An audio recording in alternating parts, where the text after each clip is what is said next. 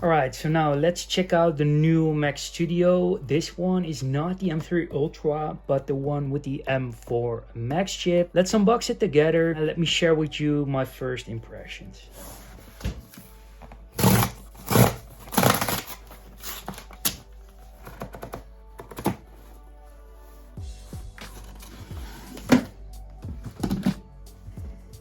And nothing has changed on the packaging basically.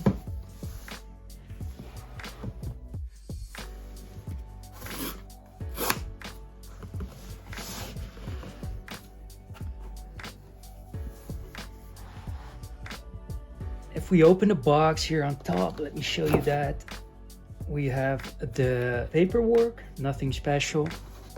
And now let's get the Mac Studio out of this amazing box. Here is our power cable, nicely braided and very strong. And yeah, that's basically everything we get in the box. We get obviously the Mac Studio together with the power cord. Let's first unwrap the power cord. Pretty strong, nice braided cable.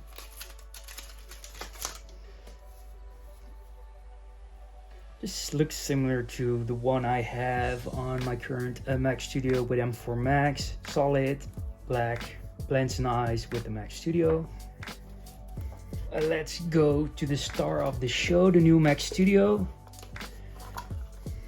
This thing is pretty heavy actually.